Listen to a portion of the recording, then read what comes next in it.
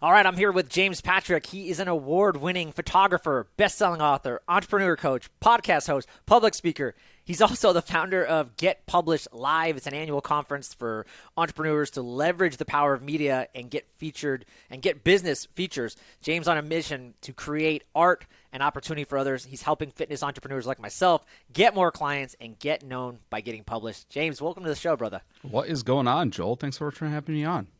Yeah, man, I'm excited. I know a lot of people are going to benefit. I'm a coach, and there's a lot of coaches that I know they are going to really love to dive deep. And I think one of our biggest struggles is lead gen. So, and I know you specialize in that. But before we even get into the nitty gritty of the tactics, I want to know, like, how did you even get into this world? I've heard you say before that you're an imposter. You shouldn't even be here. But I look at your life; you seem to be doing pretty well. So, how did that all transpire? I still feel like an imposter every day. It's kind of like I'm a little kid who gets to dress up and pretend to go to work every day. It's kind of the life I've curated for myself, but I like it that way. It keeps me curious. It keeps me never fully satisfied, I think, because I can just continue to explore and have my head on a swivel and try things out. And I don't really have preconceived notions of how certain businesses should be run, and maybe that means I just do things how I want them to be done. But for me, it really started, I was a journalist in college, and journalism gave way to photojournalism. So I had developed this love of creating visual imagery.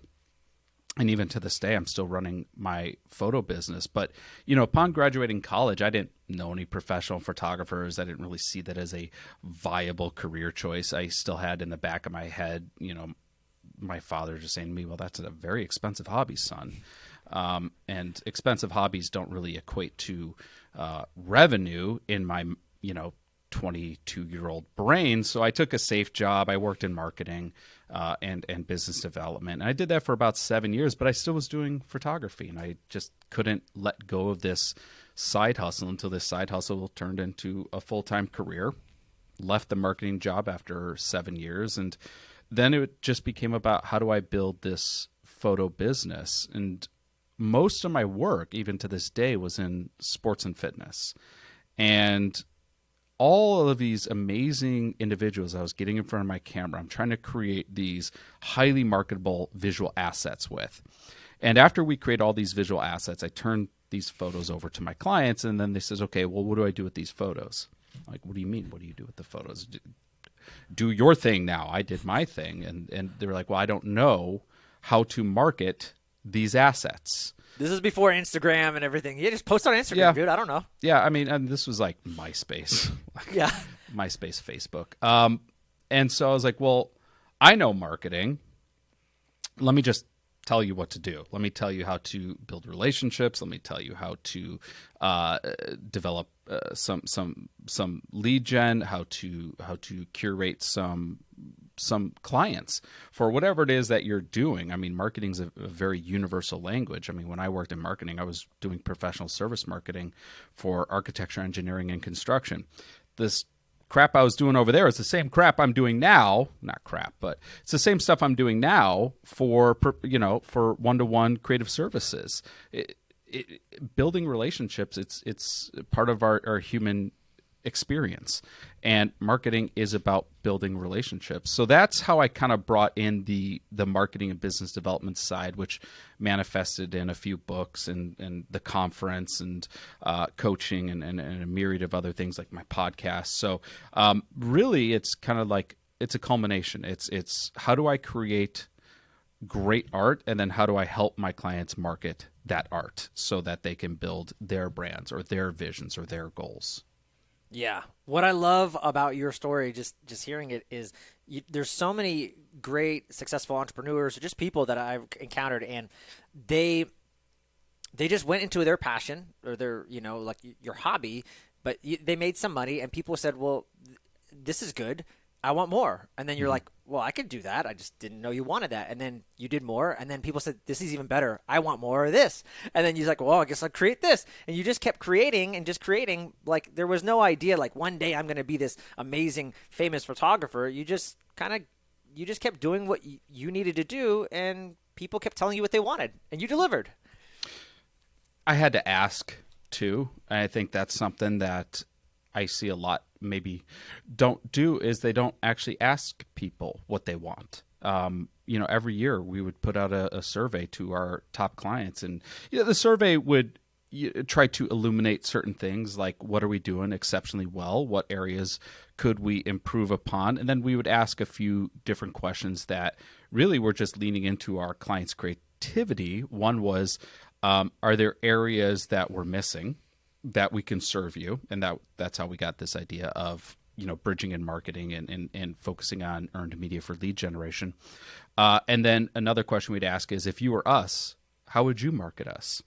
And that brought in some really clever ideas. And really, it's your clients, your evangelists want to see you succeed. And if you just talk to them and ask them questions, it is such a treasure trove of enlightening information on what you can be doing next to better serve them.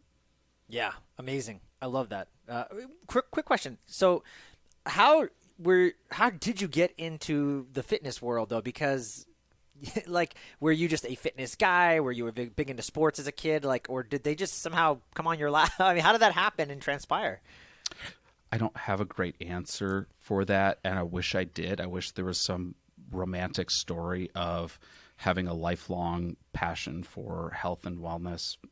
I like sports as much as anyone. Like sports growing up. I grew up in Chicago, so I grew up with the shitty ass Cubs and seeing an iconic Bears team be decimated. But we had the Bulls for 6 championships, and that was fine. But it was something that I had started to get into, this idea of sports portraiture and working with athletes. I won't say fitness at the time because that was not an industry per se. It wasn't really called fitness. I just called it sports portraits. Whether it was college athletes or, competitions were just kind of like with female competitors, it was just kind of starting to gain some momentum, but wasn't really in motion. And I was like, well, I like shooting this thing. And here's what's interesting, though, this was circa 2007 going into 2008, and we're going into recession. And so many of my clients, my freelance clients as a photographer, went out of business. And, at the time I'm still working my marketing jobs, and I just think, well, I guess I could give up photography. It was fun for the few years I did it. I got my marketing career. I'll just do that. That has the 401k. That has the benefits. That has the PTO. But I don't know. I just couldn't. So I was like, well, it's going to take too much time to do everything. I don't have that time anymore, especially if I want to succeed in my marketing career. So I'll just do one thing. And what's the one thing I like shooting more than anything else? I like shooting with athletes. I just like it. So I'll just do that. And that was the decision. Was I don't have time to do anything else. I'm busy. I'll just do this one thing. But I said, if I'm going to do this one thing, I want to fully entrench myself in it. I want that to be my world. So I was like, all right, well, who hires sports photographers? Let me look at all the magazines locally. Let me look at them in the southwestern United States. Let me look at them nationally. What are the ad agencies that would hire this type of work? What are the commercial companies that would bid out photographers to shoot this type of work? And I just started calling them and was like, hey, I want to shoot this type of work. This is really all I want to do. Do you see an opportunity to use my work in your magazine or your company for your advertisements, or for an ad agency for your end user clients? And then I started picking up clients and having a very specific and niche book or portfolio made it very easy for clients to remember who I was, versus before kind of being a jack of all trades. Yeah. When we're in the recession and budgets are very constrained, let's say you're a fashion photographer, are you going to hire me who can shoot fashion? I have shot fashion. Or you're going to hire the guy who specializes in fashion? You don't got the budget to redo this thing. You can't. So you're just going to hire the specialist, and you're going to make sure that your investment's taken care of. So I was losing jobs just because well, I wasn't a specialist in anything. I was just kind of like, oh yeah, he could do it, but is he going to be great at it? So when it came to sports and eventually fitness, there was no one competing against me. That was it. And, flash forward long time. Now it's hard to compete with me on that. Sure, there's lots of competitors in it, but depends on the client, depends on the user goals, but try to compete with me in, number of magazine features I've shot. Can't do it. I've shot close to 700 covers. It's not going to happen. Now, if a person's goal is not magazine covers, that doesn't mean shit, right? But for my clients and the people I'm trying to target, it is. So, I'm leaning into that strength. I'm leaning into what differentiates me, whether it's how I light, how I work with clients, the results that I can provide. All these are areas that I can do that any competitor of mine cannot compete with me in. So I just focus on those, and that becomes my unique differentiator. I love that. You talk about that in your book too, The Fit Business Guide, about just niching down, very granular. And then, yeah, just like you started very, very small, and now it looks like, for the naked eye, but he's a coach, he's a podcast, he's a public, he's a speaker, he has his event. It's like it didn't always start that way. It started very, very, very niche, and now you're able to expand. So, and I think that's probably, I don't know if that's what you would say. I was going to ask you, what is the most common mistake that these fitness entrepreneurs, what are they doing wrong? What are they making? I don't know. Is that what you'd say, or? Yeah, well, that might be part of it, is spreading themselves too thin, too fast, and it's kind of hard to grow so many things simultaneously. I try not to grow a lot of things at the same time, because I only have so much time in a day and so much bandwidth and so much revenue to hire people to do those things. So, I focus on growing one thing at a time, and I'm kind of in a pickle this year. Total sidebar, but we rebranded our conference, which requires a kind of a rebuild in the marketing strategy. It's almost like starting a new company, not entirely because it's just a rebrand, but a little bit, and then we're in another launch simultaneously. So I'm kind of breaking my own rule, and I'm paying the price for it right now. It's a lot more late nights than I would care for. But everything has a season. The big mistake, though, that I think a lot make is they will try to rely on reactive marketing versus proactive marketing. Reactive marketing is you see someone else's success and you try to reverse engineer what you see on the surface. And on the surface is, well, they put out a lot of social media content and they got a lot of followers and they do a lot of elaborate photo shoots. I'll just do all those things. And then you realize all of a sudden, well, where are all the clients? The phone's not ringing, the email's not dinging. And it's kind of like when people used to set up a website and just expect people to find this website. They're not looking. No one cares. They're too busy. This is all reactive. Having social media, it's reactive. Having a website is reactive. Now, am I saying don't have social media? No. You need these assets, but you need to use these assets. You can't just set them up and hope that someone will eventually find them. The way I grew the photo business, I already said, I called people. Every lunch hour I was calling clients. When I was off work, I was calling prospective clients. Every sick day I cashed it out for 8 hours of work or business development and building my side house. I did the same thing with vacation days. I had to reach out to people. I had to show them what I could do for them. And that's proactive marketing. That is seeing, I want to work with this client right over here. I know the client. I know who they are. I know what I can do for them. And I'm going to propose what I can do for them. Now, showing that I can work for them means I got to know them a little bit. I have to do a little bit of research into who they are, into what they do, into what they need. And whether it's a magazine or an ad agency or just an individual who I can provide excellent services to, I need to be able to show in my pitch, in my proposal, this is what I do for you. Here's the problem I solve for you. Here's the solution or the benefit I am giving you, which will help you achieve your goal or satisfy your want or your need. And I pitch pretty aggressively. To this day, I still pitch constantly. Every week, I have time on my calendar that I am pitching prospective clients for work. And if I don't do that, I will not have. Hold on, a James business. Patrick, over 700 plus, magazine shots, still actively pitches people. Mm-hmm. Wow. All the time. Yeah, Wow. all the time. And so when we think about pitching, I think this is important. Like, there's this thought that, well, I don't want to be too pushy. I don't want to be too salesy. I don't want to offend them and push them away. Pitching is just another word for building great relationships. I just picked up this new publishing client, and this company owns, it looks like 20 different magazine titles throughout the Southwest. And, thus far it's been a pretty successful, financially speaking and creatively, relationship.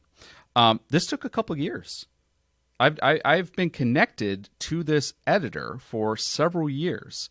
Now they had another photographer, or they were getting assets contributed, or for whatever reason they weren't hiring me. Until, and I'm continuing building the relationship, sending out materials every now and then, just keeping the pulse there, right? Until at one point, their photographer, I think she said they were out of the country, or they were on vacation. Hey, my photographer can't make this assignment. Can you fill in? Yes, I can. I've been waiting. I've been on deck, like a baseball player. I'm on deck. Put me in. And, it was a success. And I've received, I don't know, half a dozen projects since then. And so often, that is how it happens. I spent 10 years shooting for this one magazine, Max Sports and Fitness magazine, shot every cover for 10 years, so over 100 issues together. And it was because they accidentally ran a photo of mine with an incorrect photo credit. And I contacted the editor. I'm like, hey, just want to let you know this happened. And she was, as a pure journalist, quite mortified that there was any errors in the publication. I'm like, no worries. I was a journalist too. Let me tell you about the time I screwed up the biggest in my journalism career. And I had the biggest error print in an article I was working on. And that was it. And it was like, okay, now we have a connection. And that turned into a small feature, which turned into a cover, which turned into 100 plus covers with that one client. So pitching can mean a lot of different things, and it's not about being too pushy or being too salesy. Your job, and I don't care what you do, your job is to show people how you can help them. And if that is your posture, here is how I help you. Help is that's not salesy. That's not schmarmy. That's not aggressive. That's offering support. That's offering service. That's offering solutions. And if you keep that in mind as you're pitching yourself and as you're positioning yourself to your prospective clients, you're going to make a lot more sales. I mean, sales requires two things. It requires, one, you care about the person that you're positioning to, and the fact that you've done research on them imputes that you care. You cared enough to spend the time to do some research into what they want or need. And then number two is you believe in what you're positioning. I believe in my photos. I know my photos sell magazine covers. I have data that shows that covers I've shot became the top selling issues of that title. Okay. And I could take that to other publications and say, listen, I've had X number of top selling titles on top of the, all the covers. These numbers were top selling. And that's important to you. It's important to you. It's important to your readers. It's important to your advertisers that you have a top selling issue. And I want to create this for you. The fact that I believe in what I'm doing and I care about the people I'm positioning to, this is not aggressive sales. This is not trying to take something that you don't deserve. This is caring about the people you're talking to and trying to offer them a solution. Yeah, love that. Also, what I find so unique about what you do specifically, and you talked about, I want to go back really quick. You were a photographer, but you have these relationships with media outlets and companies. I wanted to ask you, in my opinion, the average photographer doesn't have this, correct? Like, they just shoot photos and then they move on. Are you like the only guy that has this? And when people come to see you, they know, like, oh, if this guy's taking my photos, I'm going to be in a big magazine. Yeah, I think that goes back to reactive approaches. The assumption being that they'll just call at some point, they being, media outlets. They'll call, they'll see my work, and they'll call me and they'll start to hire me. They're just not going to. I worked when I was in college, after I made the transition from journalism to photojournalism. I worked as a photo editor for both a newspaper and a magazine. And that doesn't mean I edit photos. It means I manage the photo department, and I assigned photographers, and I selected which images appeared where in a publication, whether this is the front page photo of a newspaper or the cover of a magazine. That was my decision. So I got very aware of what photos work. So it made sense to me that that would be a logical marketing step, is to target publications, because I know media, I worked in media, and just so I know what works. I was a photo editor. I know what you need. Let me make you what you need.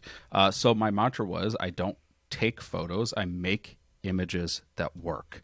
There's a difference. Anyone can take a good photo. You know, technology makes it so. Anyone can take a good photo. But to make an image that works, that's a little different. And that just became something that I really honed in on. Now, there are many photographers who were earned media, magazine features, all that stuff. That's just not of interest to them. It doesn't need to be.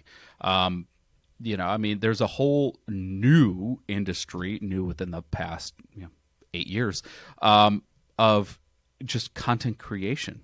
There's never been a greater need for quantity of content, especially for, people who are very active on socials. And that is a completely new market that we would not have seen coming prior to. And it can become a very lucrative market for lots of photographers. Now, is that something I really want to push into? I don't know. It's kind of a little bit outside my style to focus on quantity over quality. Not that they can't take great photos. It's just a completely different creative approach to the shoot. So there are photographers who come up with package offers for these influencers and for these prospective clients that, they're just crushing it. And honestly, I was pitched that idea 10 years ago or so. I was shooting for, my friend owned an ad agency at the time, and he popped his head up, in the middle of a project. He says, "Hey, James, you ever thought about doing like a subscription photography service?" I'm like, "What do you mean?" He's like, people pay a monthly retainer and they get access to you, X amount of hours per month. And if they don't use it, they lose it. I'm like, nah, that would never work. Oh, was I so wrong? Was I so damn wrong? Not only does that work, it works exceedingly well. As we've seen proven not only by photographers, but he went on to start a very, very successful graphic design agency using the same model of unlimited design services for one monthly fee. And it's that right there, a resistance to change, a resistance to ideas, not having your head on a swivel, resting on one's laurels, all things to keep in mind to reduce the next failure. Yeah. Talk about earned media and why, in your opinion, is it the fastest way to grow compared to any other? There's so many things we could do, Facebook ads and you name it, getting on another podcast or whatever, or paying for TV. But in your opinion, earned media. Talk about that. I would put podcast spots in earned media, because all of it's a platform you earn. It's getting in front of an audience, and you earn the right to get in front of that audience. And the reason I lean into earned media more than advertising, and I still do advertising for at least two of my companies, but I don't do it as much as I used to. And if given the choice of, do I want to run an ad or would I rather have an earned media spot, I'm always going to lean towards the earned media spot. One of the primary reasons is earned media gets 4 times the engagement that paid advertising gets. All right, so let's just look at like apples to apples. If I buy a full page ad in a magazine, that is worth having a 4-page feature in that same magazine. That would be an editorial feature. 4 pages. That is a lot of ink that you can put in front of an audience. And as audience members, our attention spans are so finite and we're so adept to tune out advertisements that advertising has become increasingly difficult, even with the amount of intel and analytics we get. Recent changes in OS platforms have now limited the data we can mine on our prospective audiences, which has made advertising even more difficult. Advertising is always going to get more difficult, which makes it more expensive, which makes it more frustrating for small business owners. Yeah. But earned media, it's free, and we are not as consumers, as people who consume content. We are not tuning out native content. We are not turning out pure editorial content. That is what we're looking for. When we open up a magazine, we want to know what's in this publication. When we listen to a podcast, we have bought into the worldview of whatever the podcast is. We recognize that host. We seek out that host, and anyone that host has on, we know that host vouched for them. And right there, you land a podcast spot, you're in front of an audience that is giving you attention, and attention is currency.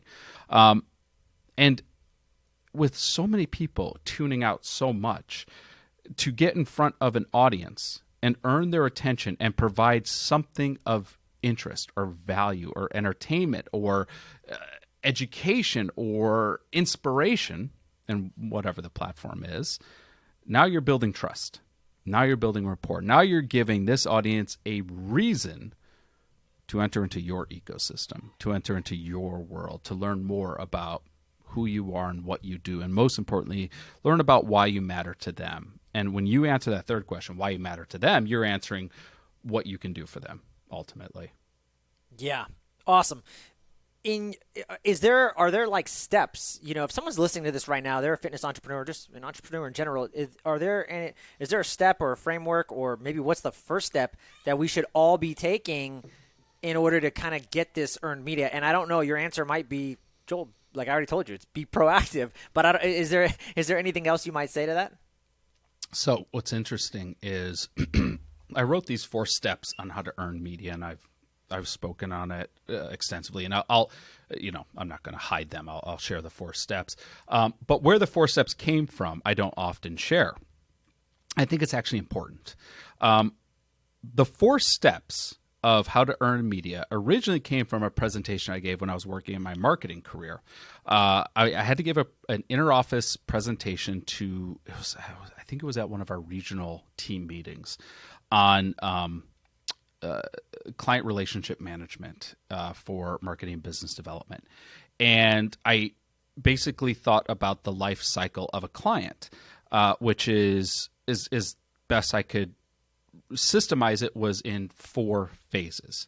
The first phase, which I've alluded to a little bit, was researching in to understand the client's wants and needs, really getting a sense of what this client is struggling with right now, what their obstacles are right now, what their aspirations are right now, what challenges they might have right now, really getting a sense of their current status. From there comes the pitch. This is where you're proposing, this is what I can do to either give you a clear solution or benefit, or help you overcome this challenge or obstacle, or give you the aspiration or the want or the need that you are striving for. The third thing is we have to deliver. You can't fall down when you get the opportunities. You actually have to reinforce why they took a chance on you. And then the fourth thing is you stay in touch to nurture that relationship over time, because when you do that, it goes back to that first step. You find out what they need next. And this is how, when I worked at my marketing job, and we would have, there was one client where we were getting something like 95% of their public sector projects, which was unheard of, because we just did this over and over and over again. We knew what they wanted. We showed how we were the best people to give them what they wanted. We absolutely knocked it out of the park when we were given those opportunities, and we stayed in touch to find out what they needed next. And around and around and around it went. So even during the recession, when when other areas of the company were struggling, that one sector, we were crushing it because we were honoring that relationship. So when I thought about how I earn media or how I land magazine features, I realized it's the same thing. I have to know what that magazine wants or what that podcast wants or what that TV feature, what they want. And really, that's just answering what they want for their audience, what their audience wants. That's really what you're answering. 2, I then got to pitch myself. I got to reach out to that magazine and say, here's what I want to do for you. And here's why this is going to be good for your audience. Then I got to deliver it. I got to knock this out of the park. Okay. And for me, delivering on earned media is not just taking the photos. It's ensuring the success of the feature that came out. So, like when I'm on this podcast, I'm going to shout this podcast out to my audience. I want to ensure that this podcast does well. It does well for you. It does well for your numbers. It helps you out, because otherwise I was just, kind of run and gunning, and that doesn't build trust over time. That helps no one over time. And then stay in touch to find out what happens next, what you need next. Maybe it's not even me. Maybe I can just connect you with someone else who'd be great for your show and for your audience. But that keeps the relationship alive. And this can go around and around and around again. This is how I turn one feature into decades worth of work, and not just for one client, for many clients. And what's nice is, a lot will say, well, magazines are going out, print is dead. Yes, it's absolutely shifting, but my relationships have gone nowhere. Those are rock solid. And Max Sports and Fitness Magazine does not exist anymore, but I have an amazing relationship with that editor, and she has taken me to every company she's gone to. And work has followed, with the editor of Scottsdale Health Magazine, which, she left that publication. And I've worked with her now at 3 other media outlets. Relationships go with you. You're not making a relationship with the company. You're making a relationship with that person. And that's what's great, is you build up enough of that equity. That's your job security right there. So amazing. Step 4, mind-blowing. I love that you said that. It's something that I never did in the past, and maybe with only in the last year I've really honed in on that, and I'll tell you, it's paid dividends. And to be honest, I just love to do it, though. Like, I love to connect with – if you're connecting with me on my podcast, like, for some reason, like you said, I like you already. Like, I bought into you. We're to me, it's like we're already mutual friends somehow, and I'm already thinking, how can I promote this person? How can I help this person? And it just makes me feel good. But the law of reciprocity, man, things always come back. I don't look for it, but it happens. And I don't think enough people focus on that step 4. That is huge. I love that you said that. Yeah, I think it's more of a shotgun approach, and they're trying to hit the numbers, and I get that. As someone who's been in positions where I want to, generate revenue quickly, but also long-term strategy, and just even take out the word strategy, long-term everything, success, fulfillment, equity, relationships, all of it.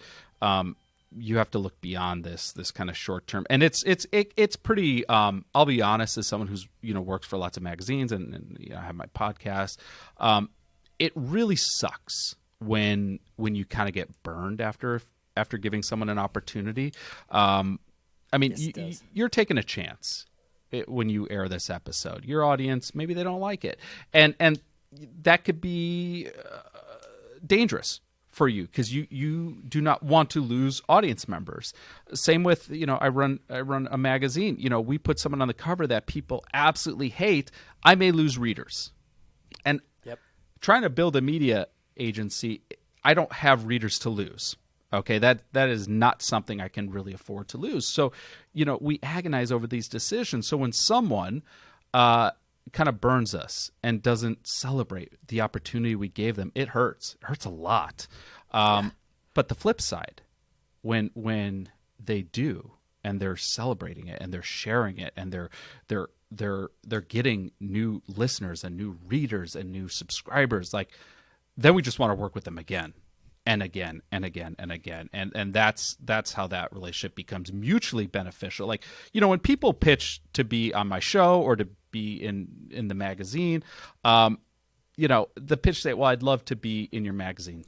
Okay. And but the pitches that work are, here's what I can do for your magazine. Here's what I can write for your magazine. Here's what I could talk about on your show that I think would be good for your audience. And it's asking the same thing, put me in, but completely different intention. Not just put me in because I would love it. Here's what I want to do for your audience. And if that's your pitch, and by the way, that's one sentence. Here's what I want to be on your show, and I want to talk about earned media and how your audience can leverage the power of earned media to amplify their authority and to generate leads for their business. Boom. I've very clearly, in one sentence, told you what I want to do for your audience. So for those listening in, when you're looking at different media outlets, what do you want to do for them? Put it into a sentence. That's your pitch. They'll look into who you are. I get about 1 to 2 pitches a day for people to be on my show, and I don't know if I ever read bios at first. I don't know if it matters. What I read first are topics. What can you speak on? What could you be interviewed on? Does this match my audience? Yes or no? If it's no, delete it. If it's yes or maybe, then I'll read the bio. And honestly, so many people that I've had on my show, it's like, okay, who are they? And that's not an insult. That's the point. Earned media is not for mega celebrities. Earned media is for the person who's pitching. Like prior to us being connected, I didn't know you. You didn't know me. And that's the point. Yeah. We're not these mega big celebrities. We are people who've chosen to share something of value and put that in front of these different audiences. And it's landed us these various platforms. Yeah. So amazing. I was laughing as you were telling the story. I'm like, that's kind of how we met. So yeah. Talk a little bit about habit hacking. I know this is something that you have kind of dived into, in your own life, just more even recently amongst all the success and everything else you've been doing in the photography. But talk about habit hacking and why you found it just such a great value. So I was kind of noticing these trends, interviewing people from journalists to now a podcaster. And I noticed that people who were exceptionally successful, and when I say successful, and this is the one time I'll use conditional metrics. So like, they're earning a lot of money. They seem to have a great family. They live a very, what seems to be from the outside looking in, a very enjoyable and fulfilled lifestyle. What are they doing? Because something is going to be left as a clue here. And not that, if I always laugh because I remember when I was training for another lifetime, I was training for a physique competition. There's this guy who went to my gym who was like this Adonis. I was like, if I could just look like this guy, like I'll take home every damn trophy that they have. They'll just give me trophies for competition they didn't even know they were throwing. That's how good looking this guy was. And I'll just be like, well, maybe I'll follow him around the gym and just do whatever he does. Like just 5 minutes behind him. That's a good plan. Yeah. Then I'll follow him to the grocery store. I'll just buy whatever he buys because he's got it figured out. I don't even know how I got on that. But the point is that success is going to leave clues, right? Now, what I do specifically in my day might not work for someone else. But there are themes. There are categories that we can congregate this information around. And after talking to so many people, I realized that really every successful person I ever talked to had 4 major categories that they invested time into. And the order of the investment was important because I was doing it backwards. I thought, well, they focus on business and business and business and business and business and business, and then at some point they leave time for everything else. Exact opposite. Number 1 priority, physical health. Number 1 priority. Every single person. Number 1 priority. They took care of their bodies, whether that meant how they worked out, whether that meant the nutrition. They took care of their physical body. Now, that means different things to different people. For some, it just meant going for a walk once a day. And for others, it meant absolutely destroying themselves in a CrossFit gym. Completely different approaches, same habit. Okay. Second area was they nourished their minds. Some form of gratitude or meditation or journaling. where they are taking time to ground their minds and almost in a stoic philosopher approach of understanding what they control and letting go of everything they do not control. Okay. Number 3 was relationships. These were not individuals on islands.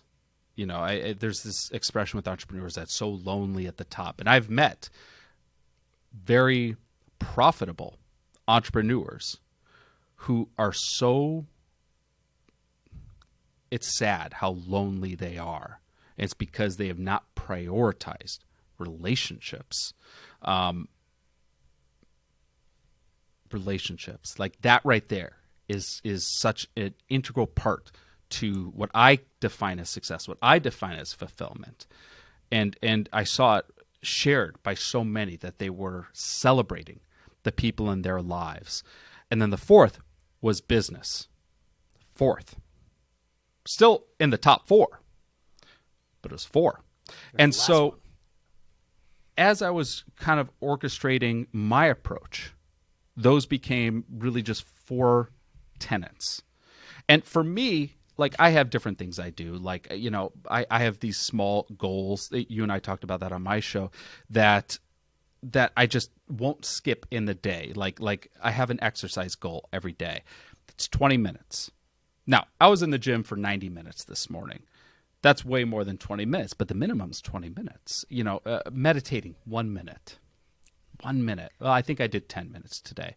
Journaling, 1 page. I only did 1 page today. I didn't go beyond 1 page, but sometimes I go more, right? So it's these tiny attainable habits, and it's the prioritization of the habits that all of a sudden now, when I look at doing something that is more challenging or difficult, it doesn't seem as hard. It doesn't seem as insurmountable. The other thing that I really focused on outside of the habits was how I organized my efforts.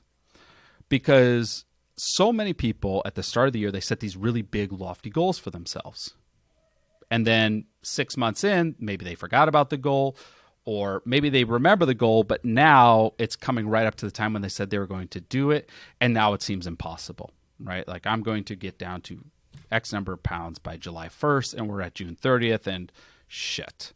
But if we were to take that and we were to break it down, like I'll use my conference as an example. I want to host a conference this year. Well, that come time to hosting a conference is a ginormous endeavor. But if I break this down into the minute, so today, I'm working on a media kit. That's all I'm doing today. I don't have to worry about the website. That's tomorrow. I don't have to worry about advertisement design. That's next week. I don't have to worry about bidding at hotels. That's in 3 weeks. I don't have to worry about opening up ticket sales. That's in 2 weeks. Today, I'm working on the media kit. And I can work on a media kit. That's finite. I can do that today. All right. So I took this idea of hosting a conference and I broke it down into what needs to happen each quarter for this conference to kick off. Okay, now let's take this quarter. That's 3 months. What needs to happen in each of these 3 months?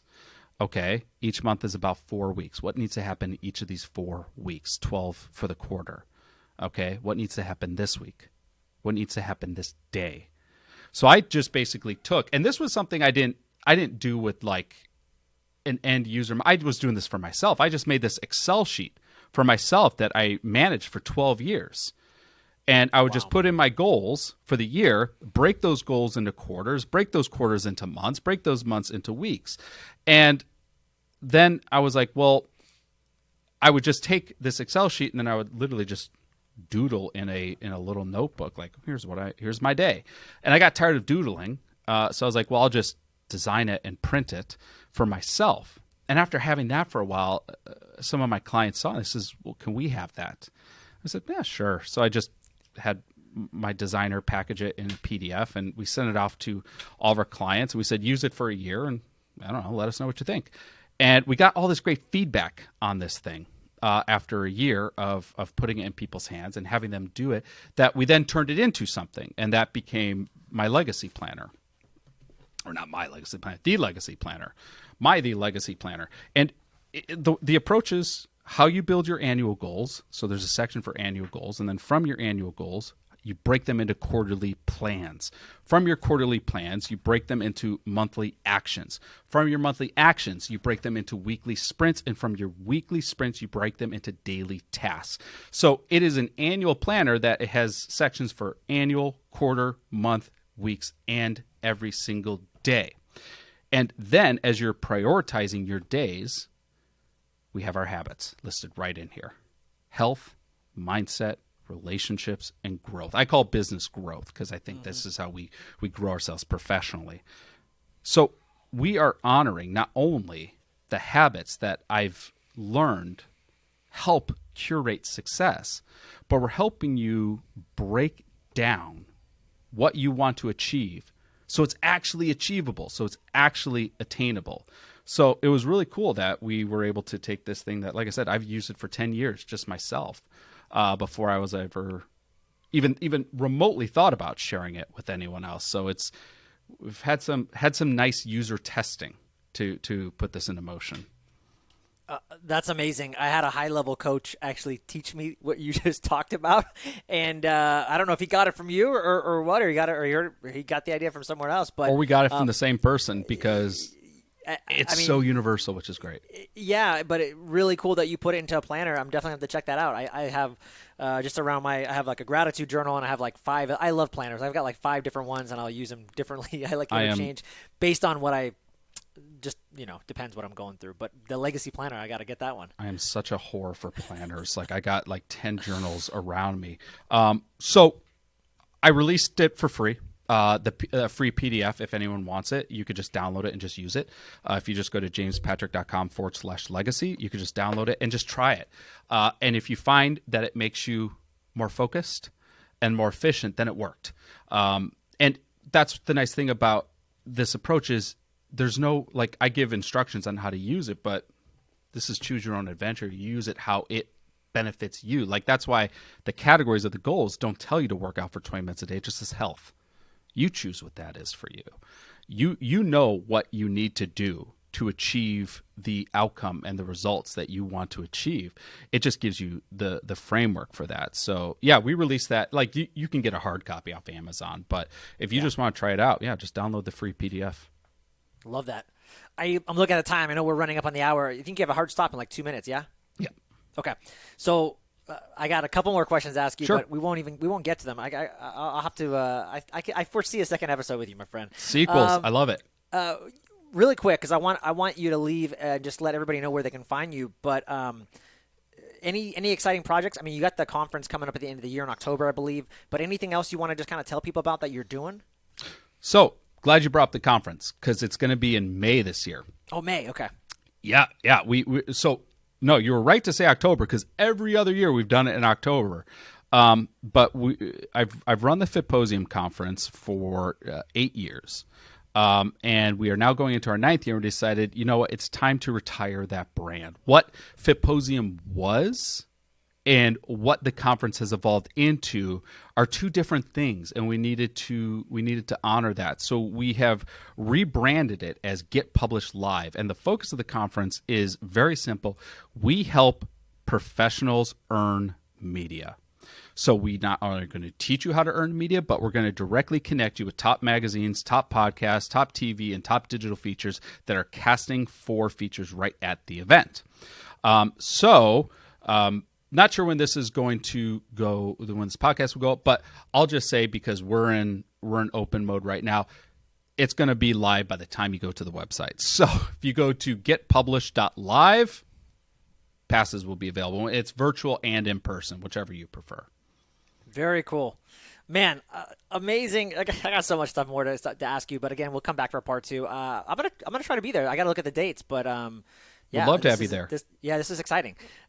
James Patrick, last but not least, where can people connect with you, find you, learn more about you, and get some amazing photos done and get featured in some earned media? Yeah. Instagram, it's home for so many people. JPatrickPhoto is my handle. Awesome. Thanks so much, man, for being on the show. I appreciate you, brother. Appreciate you.